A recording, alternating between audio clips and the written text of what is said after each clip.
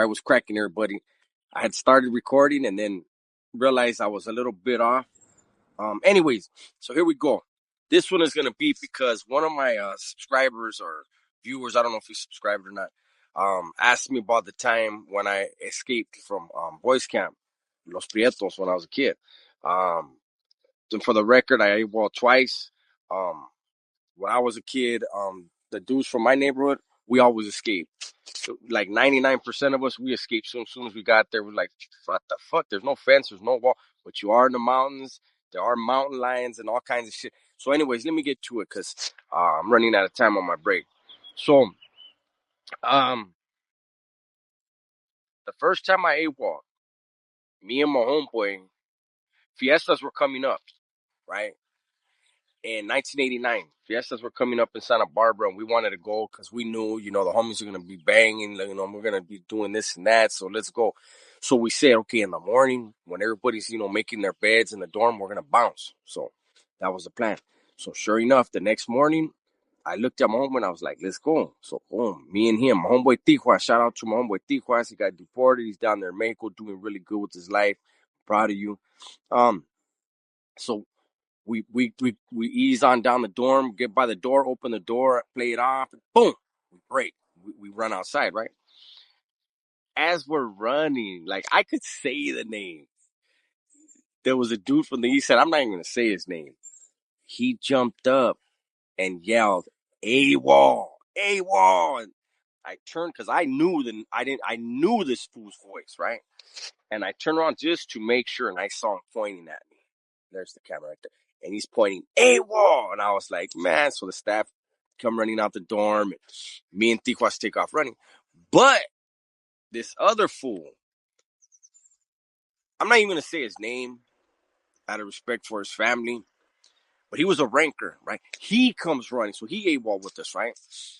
So we take off, we get away, boom. And, they send the Rangers out and all this shit. Well, it's kind of graphic, guys, but we were healthy in camp back then. We would, you worked out a lot, you ate a lot, you could get seconds all the time, sometimes thirds. Everybody got pretty healthy there. But your metabolism, like, we had to take that morning shit after we took off running.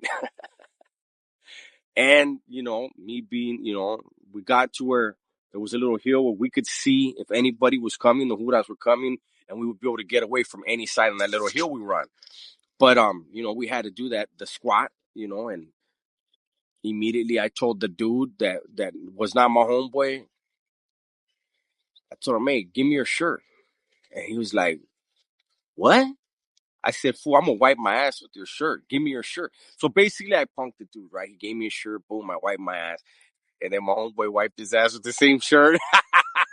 Different part though.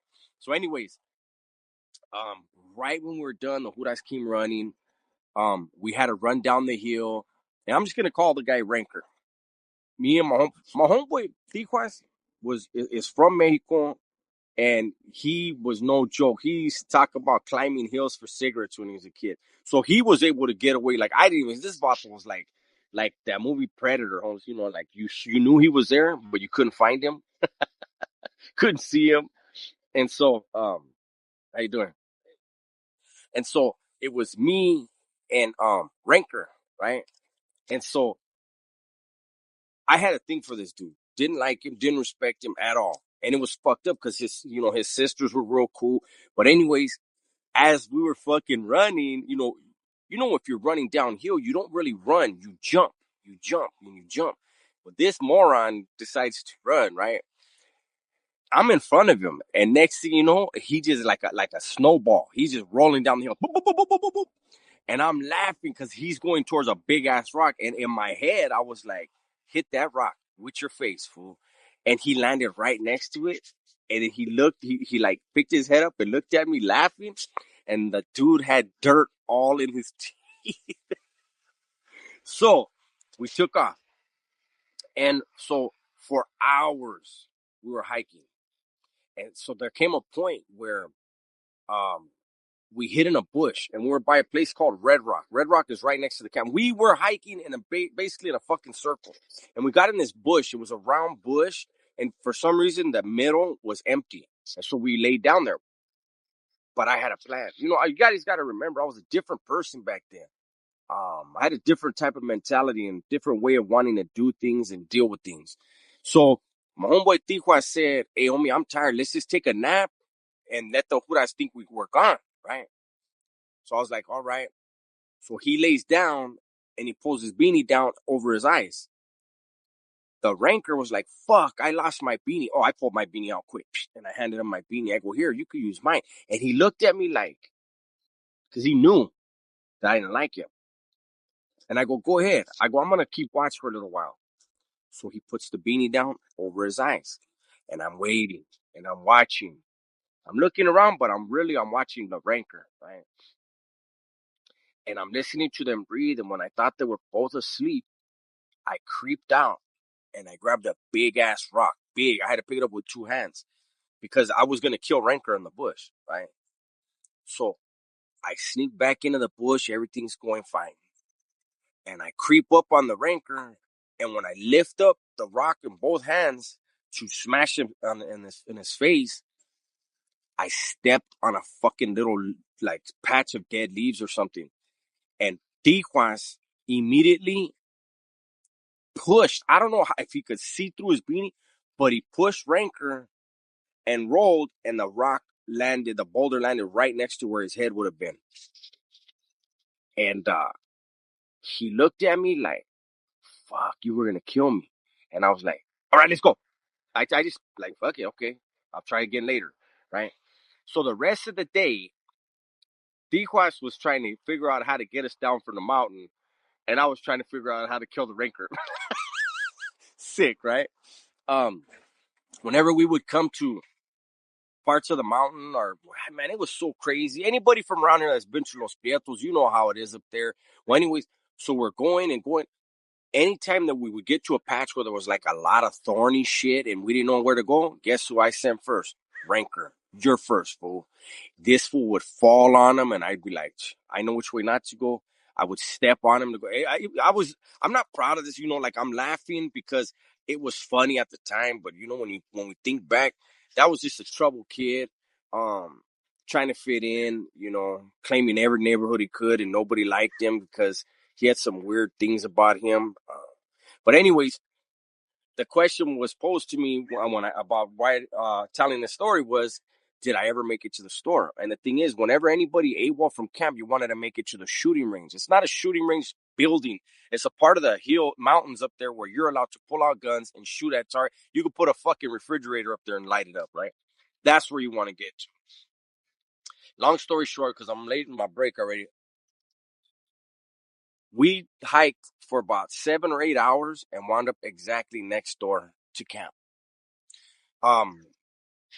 We got lucky. Some paisa showed up, and we asked them for a ride. The ranker said, I live in Goleta in Goleta, California, right next to Santa Barbara. He said, and if you give us a ride to my pad, I'll give you guys money. And he came up with like $50, $100 or whatever. They were leery. Of course they were, because I'm sure they knew we had escaped because camp was right next door and we had the camp shorts on, camp sweater on. But we kind of bulldozed our way in. And I remember when we got to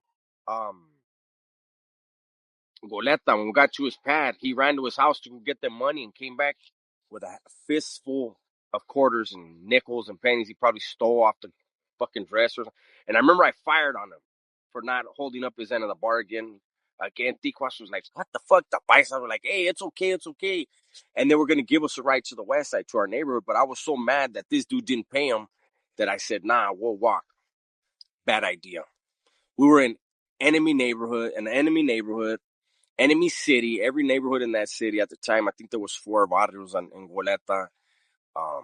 They all hated us. They really hated me. We spent the night in a bush, but not before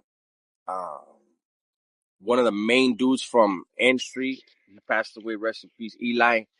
Him and Big Mike Torres from Goleta, they ran into us. And honestly, if it wasn't for Big Mike, Goleta would have had me and Tijuas that night. Eli wanted it to happen. Gracias, Mike. But yeah, that's the story, man. We AWOL'd. We took 8 hours to go in a circle and land right 100 feet from where we started.